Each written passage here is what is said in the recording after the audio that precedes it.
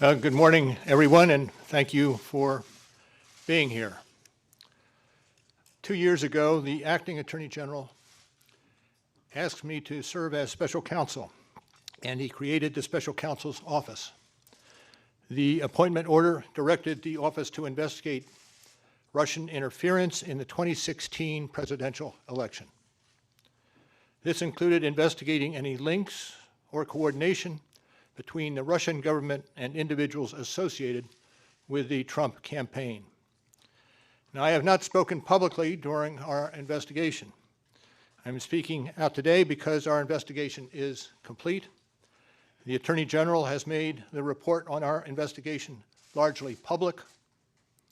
We are formally closing the special counsel's office, and as well, I'm resigning from the Department of Justice to return to private life. I'll make a few remarks about the results of our work. But beyond these few remarks, it is important that the office's written work speak for itself. Let me begin where the appointment order begins, and that is interference in the 2016 presidential election.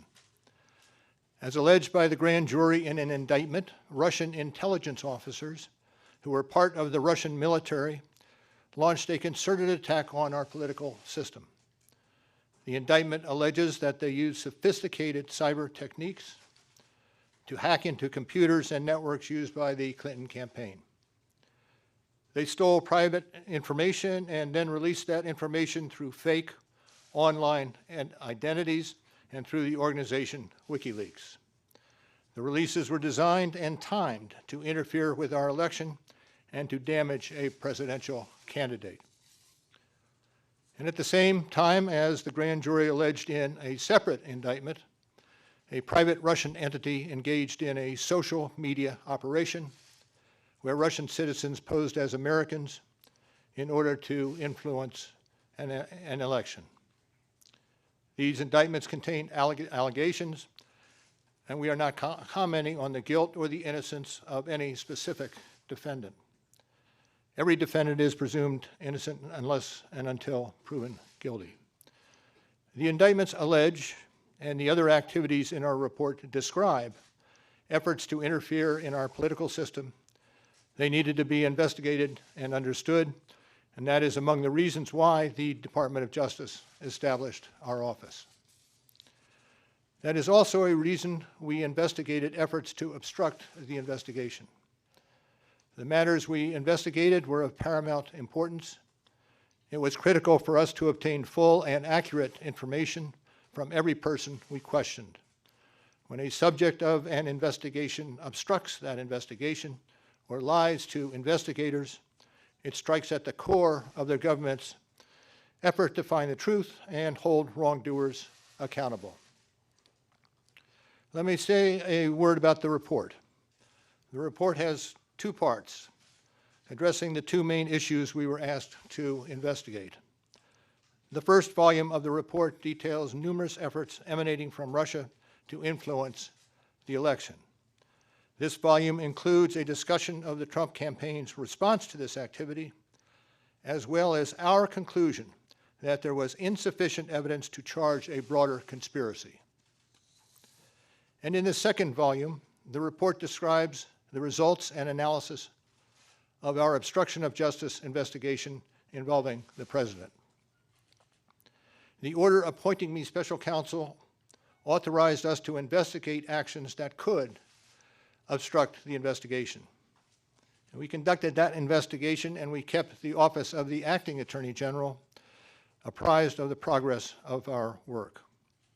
And as set forth in the report, after that investigation, if we had had confidence that the president clearly did not commit a crime, we would have said so. We did not, however, make a determination as to whether the president did commit a crime. The introduction to the Volume 2 of our report explains that decision. It explains that under long-standing department policy, a president cannot be charged with a federal crime while he is in office. That is unconstitutional. Even if the charge is kept under seal and hidden from public view, that too is prohibited. The special counsel's office is part of the Department of Justice, and by regulation, it was bound by that department policy. Charging the president with a crime was therefore not an option we could consider. The department's written opinion explaining the policy makes several important points that further informed our handling of the obstruction investigation. Those points are summarized in our report, and I will describe two of them for you. First, the opinion explicitly permits the investigation of a sitting president because it is important to preserve evidence while memories are fresh and documents available. Among other things, that evidence could be used if there were co-conspirators who could be charged now. And second, the opinion says that the Constitution requires a process other than the criminal justice system to formally accuse a sitting president of wrongdoing. And beyond department policy, we were guided by principles of fairness. It would be unfair to potentially accuse somebody of a crime when there can be no court resolution of the actual charge. So that was Justice Department policy. Those were the principles under which we operated, and from them we concluded that we would not reach a determination one way or the other about whether the president committed a crime. That is the office's final position, and we will not comment on any other conclusions or hypotheticals about the president. We conducted an independent criminal investigation and reported the results to the Attorney General, as required by department regulations. The Attorney General then concluded that it was appropriate to provide our report to Congress and to the American people. At one point in time, I requested that certain portions of the report be released.